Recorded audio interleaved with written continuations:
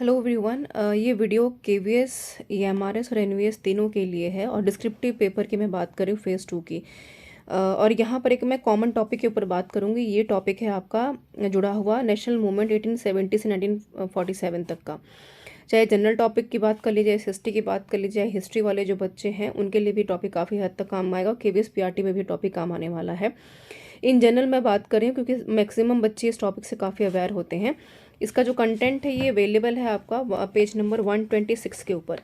तो मैं चलूँगी सबसे पहले 126 पेज नंबर के ऊपर। मैं यहाँ पर आपको ये बताने की कोशिश कर रही हूँ कि किसी भी टॉपिक को समराइज़ कैसे किया जाता है, कैसे आपको क्रक्स निकालना है किसी भी किताब का, कैसे आपको समझना है कि कैसे आपको आंसर राइटिंग करनी है, किन किन बातों का ध्यान रखना है। तो जो सबसे इम्पॉर्टेंट पार्ट है वो है आपका इंट्रो वाला पार्ट। नेशनल मूवमेंट की बात हो रही है, यानी कि आप देखेंगे कि 1870 से लेकर के 1947 तक की हम बात कर रहे हैं, यानी कि मोटा मोटा एक बहुत ही लंबा टाइम फेज़ है। अब इसको आपको 200-250 शब्दों में समेटना एक मुश्किल काम होगा। इसमें अब ये इंपॉर्टेंट नहीं है कि आप सारा का सारा चैप्टर पढ़ने बैठेंगे, लिखने बैठेंगे, एक एक चीज़ को अंडरलाइन करेंगे, है ना। ये काफ़ी मुश्किल काम हो पाएगा। लेकिन कुछ चीज़ें जो इंपॉर्टेंट है जो आपको की ध्यान रखनी है। हालांकि इस किताब की जो पीडीएफ है और चैप्टर की पीडीएफ है वो भी अपलोड कर दूंगी आपको, तो वो जो है कि आप देख पाएंगे। लेकिन ध्यान रखिएगा कि जब कभी भी आप किसी टॉपिक को इंट्रोड्यूस करते हैं तो इस तरीके एक शॉर्ट नोट आपको प्रिपेयर करना है, जो कि आपको वीडियो पे नज़र आ रहा होगा, है ना। ये मैंने एक टाइम फेज यहाँ पर मेंशन करके लिखा हुआ है पूरा का पूरा, ताकि जब कभी भी ऐसा क्वेश्चन आपको देखने को मिले तो आप पूरा का पूरा जो टाइम पीरियड है उसको कम शब्दों में और पीरियड वाइज, है ना, उसको जो समेट सके। तो ऐसा ही हर एक चैप्टर को ख़त्म करने के बाद आपको कुछ ऐसा ही शॉर्ट नोट बनाना है, चाहे आप किसी के भी नोट से पढ़ रहे हो, किसी भी टेस्ट सीरीज में पढ़ रहे हो, किसी का आपने कोर्स परचेज किया हो, एनसीईआरटी से पढ़ रहे हो, कोई भी आपने कुछ भी कर रहे हो, लेकिन अगर आप एक सिंपल फॉर्मेट नोट्स का नहीं बनाएंगे तो आपको मुश्किल हो पाएगा हर चीज़ को अंडरस्टैंड करना और आप पॉइंट्स भूलते जाएंगे, है ना। ये तो रहा एक पेपर को कवर करने का तरीका। यहाँ पर जो आपको ऐड ऑन करना है जो काफ़ी इंपॉर्टेंट है, इंट्रो वाला सेक्शन, है ना, जो कि कुछ चीज़ों में आपको स्ट्रिक्ट होना इंपॉर्टेंट है कि जब कभी भी आप इंट्रो लिख रहे हैं तो इंट्रो में किन किन बातों का ध्यान रखना है, टाइम पीरियड क्या है, कोशिश करें कि डेट देने से बचें हमेशा, है ना। डेट्स जहाँ भी मेंशन है वहाँ पर जैसे 1858 तो चल जाएगा, है ना, 7 भी चल जाएगा, 47 भी चल जाएगा। कोशिश करें कि ये जो टाइम पीरियड दिया हुआ इनसे बचने की कोशिश करनी है आपको। कोशिश करें कि बुलेट पॉइंट्स का हमेशा इस्तेमाल करें। जैसे कि यहाँ पर आप देखेंगे बुलेट पॉइंट्स मेंशन किए हुए हैं। बुलेट पॉइंट्स को बनाने का जो है कोशिश आपको करनी है, यहाँ पर भी आप देख पा रहे होंगे, है ना। और एक जो सबसे जो अहम इंपॉर्टेंट चीज़ है वो है आपकी हेडलाइन को करना। जैसे अगर मैं बात करूँ यहाँ पर फॉर्मेशन ऑफ मुस्लिम लीग, काफ़ी इंपॉर्टेंट पॉइंट है ना, क्योंकि काफ़ी कुछ बदलता है तो इसके बारे में आपको बताना है। इन्होंने पैराग्राफ में मेंशन किया, आप कोशिश करें कि स्टार बना करके या एरो बना करके कोशिश करें कि इसको मेंशन करें।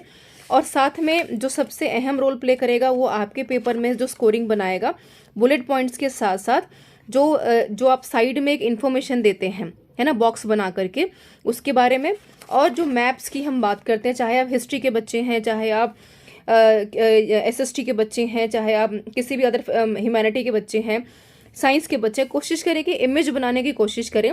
अगर आपको इंडिया का मैप पूरा अच्छे से बनाना नहीं आता है तो कोशिश करें कि एटलीस्ट वो वाला सिरा दिखाने की कोशिश करें जो कि आपके एग्जामिनेशन पॉइंट से इंपॉर्टेंट है ना। अगर मैं नीचे की बात करूँ तो इतना आप दिखाने की कोशिश करें कि आप यहाँ पर सूरत की, बॉम्बे की, मद्रास की बात करें। आपको पूरा अगर मैप याद भी नहीं है तो अगर आप थोड़ा सा भी ड्रॉ करके आएंगे मैप, तो कम से कम एग्जामिनर को ये मैसेज दे पाएंगे कि बच्चे को ये पता है कि मैप इंपॉर्टेंट है ना, क्योंकि आप टीचर बनने जा रहे हैं।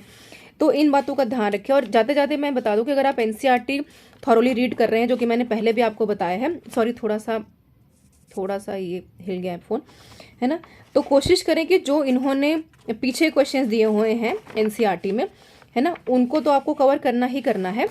थोड़ा सा आपको थॉरोली यहाँ पर कवर करते हुए आगे बढ़ना। मेरे पास ये पुरानी एनसीईआरटी है, नई एनसीईआरटी अगर आपके पास है, किसी बच्चे से भी आप ले सकते हैं जो स्कूल में पढ़ रहा है। तो ये जो क्वेश्चंस इन्होंने मेंशन किए हैं उन सबको आपको जो है गो थ्रू करना है कि क्वेश्चंस में क्या कहना चाहते हैं।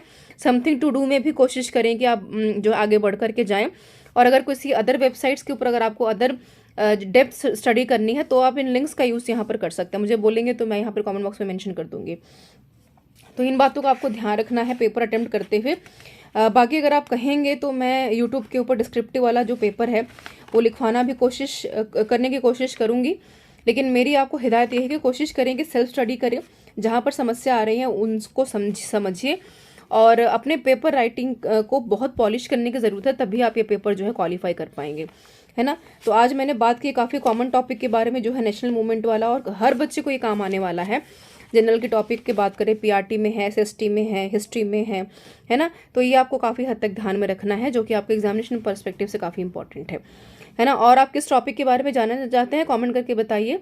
और ऐप के ऊपर जो भी आपको यहाँ पर अवेलेबल हैं कोर्सेज डिस्क्रिप्टिव वाले, अब तो डिस्क्रिप्टिव भी हमने देना शुरू कर दिया है, तो उनको पढ़िए, समझिए। और हमारा बीट द कंपटीशन का जो ऐप है उसको आपको डाउनलोड करना प्ले स्टोर से। और अगर आप कोर्सेज को एक बार देख लेंगे तो आप समझ पाएंगे कि क्या एक वे ऑफ राइटिंग होता है पेपर को लिखने का। Thank you so much for being with me.